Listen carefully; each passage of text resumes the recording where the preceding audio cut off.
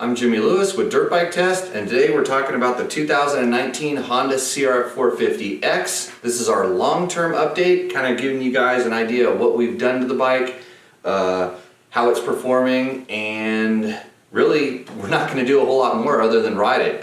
Kind of want to get some good headlights on it because it's too hot to be riding out here. 105 today in Nevada if you're into the weather, but let's get right into it.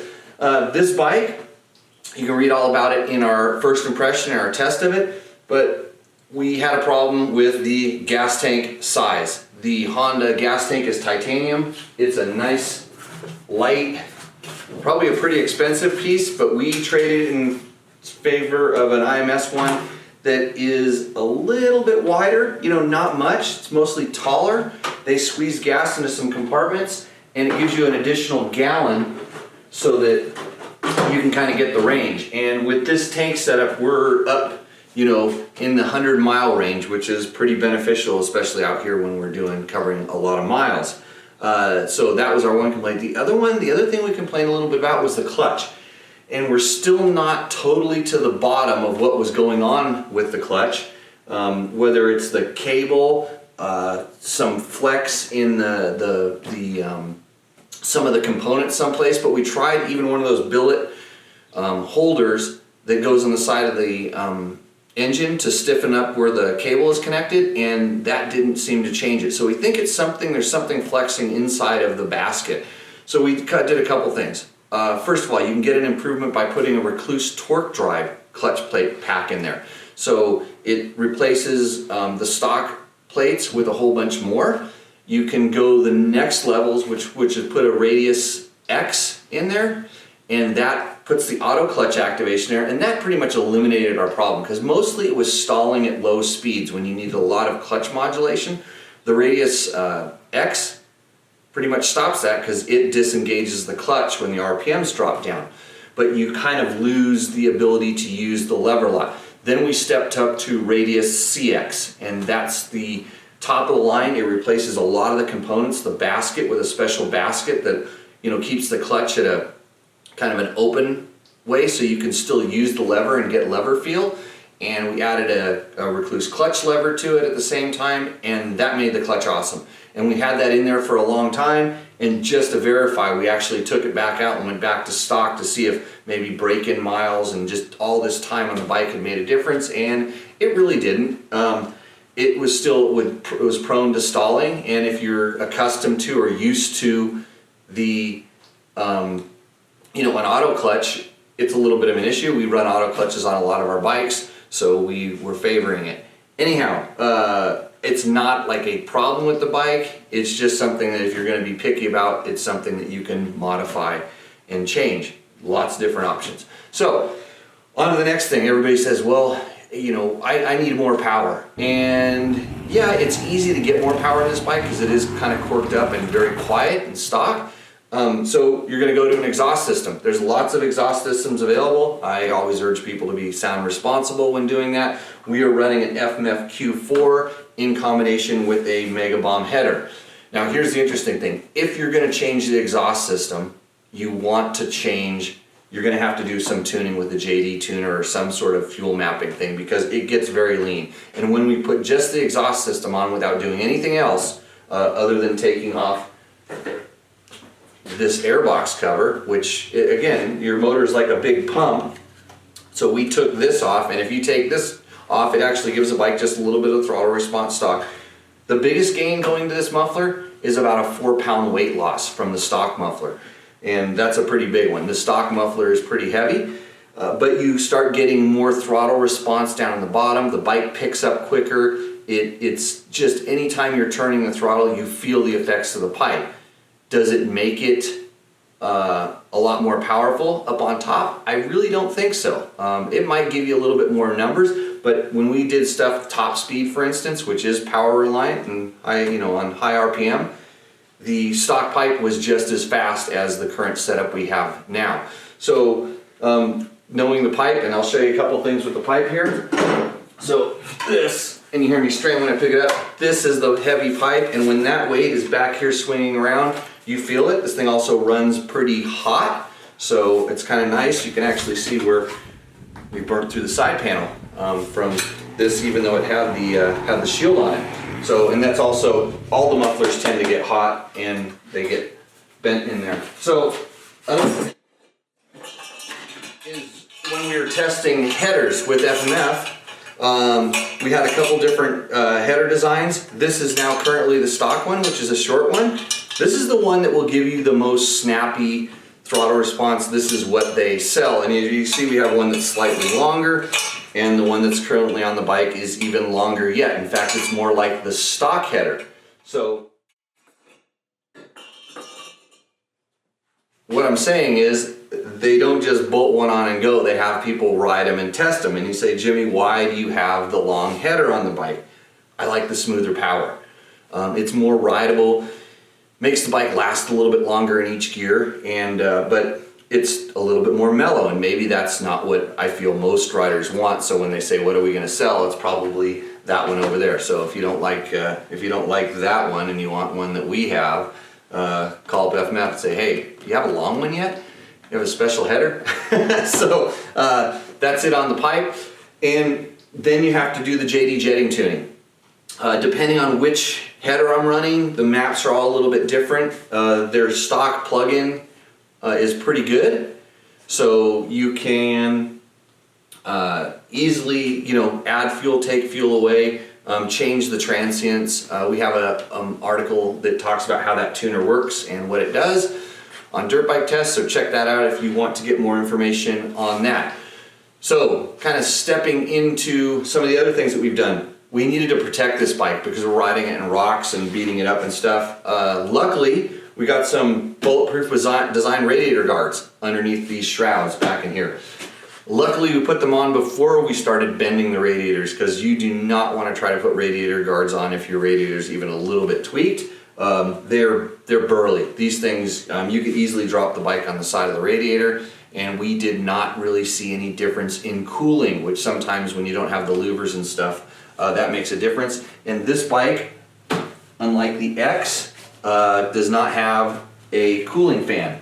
So you need some airflow going through there. I'm sure somebody will make an accessory one, but at this time we have not needed it yet. And there is a coolant catch tank that rides down underneath the skid plate, so if it does boil a little bit, it sucks it right back in. Another big thing was going to a TM Design Works chain guide, and luckily we did, because we whacked a rock on this thing and it did a number on the TM Design Works chain guide. It actually bent the tabs on the swing arm, but the guide is so embossed in there that it held everything together, and it's still on the bike, believe it or not. We took it off to look at the damage on the thing, and the bolts inside of it were bent. That's how good that guide worked. And we also added, to protect our precious fingers, the Acerbis flag style hand guards, which just kind of keeps the bugs off of them and makes it look cool too. So that's our protection thing. So stuff we've worn out. We wore out the stock tires pretty quickly. Quickly in time, actually not in mileage. This bike has over 2,000 miles on it currently. But the tires, the stocks, are the MX3S, and I think they put them on there mostly because they're light. They're good, they're decent tires. Currently we have a set of completely worn out, because we wore those out too, the Dunlop AT81, and those tires actually are a little bit stiffer, a little bit heavier. They last a little bit longer. So that's kind of another option for you if you're looking for a little more durability. But we did put Michelin Starcross 5s on this bike, the medium ones. And what those did is they were maybe just a tad heavier than the original Dunlops, but they add a little bit of bump compliance, and that did not hurt this bike at all. So when you go to the stiffer tire, you feel it through the chassis a little bit. And we were really happy with the Michelin tires for sure. So some other stuff that we decided to do. Well, of course, we changed the oil and kept the air filter clean. That's important. Other than that, we haven't done really any other maintenance on the bike to speak of. We did go in and check the valves once when the bike was probably 40 hours in, 20 hours in, somewhere in that area. And they were perfect. And since it starts right up, there's no need to even be worrying about that yet, even though the manual will tell you something completely different. Because the air filter is staying clean and we're not over revving it, we're not really worried about the valves or the valve train. And boy, is it interesting to get at the intake valves with a long feeler gauge. So that'll take a little bit. So we've changed some oil filters. Every second oil change, we chuck an oil filter into it. And things we've completely worn out were the brake pads, the rear brake pads once, and the front brake pads were pretty bad, so we went ahead and changed those. And we went through a sprocket, and this thing's ham-skied. And it's ham-skied a lot because the stock chain guide got bent before we put the TM Design Works one on there, and it kind of wore it a little bit thin. So we're running Sunstar chain and sprocket on there. We're running a Sunstar stainless sprocket that has a really unique pattern to it that kind of prevents it from clogging up in mud. And we don't have a lot of mud out here, but we're going to see how long that thing lasts and report back on that. But that's all we've done as far as maintenance goes. And that leads me to the last thing we've had to do, or not had to do, we did, was we serviced the suspension. But after riding some other bikes, riding it back to back with the Yamaha and the KTM and stuff, it's like, hey, can we get this suspension to work a little bit better?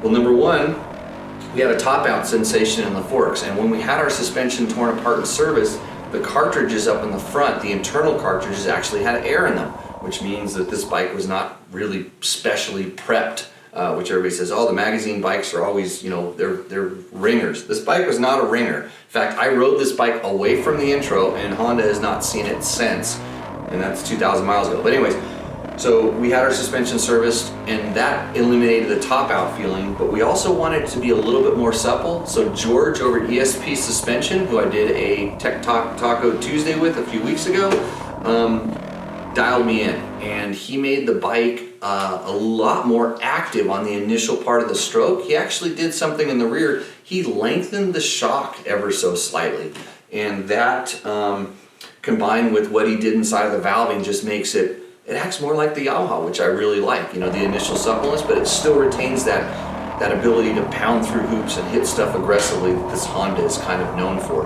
It still works in the desert, but it got a lot better up in the woods and the trees. So that's where we're at with the suspension. We're kind of getting him some fine tuning on the clicker so he can make adjustments in his internal valving, and he'll have a really good setup that's completely dialed in. Although where I'm at right now, I'm pretty happy, although my rebound clickers are in a little bit tight at the moment. So next service, he could probably change something and get him right back in the middle, and then I won't have to change him again, touch him again. So what have we broke? A clutch lever, a brake lever, and we broke the plastic covers that go over the motor. They're mostly on there to quiet the motor down. Well, they also protect the ignition cover specifically. That's the one we broke in a crash.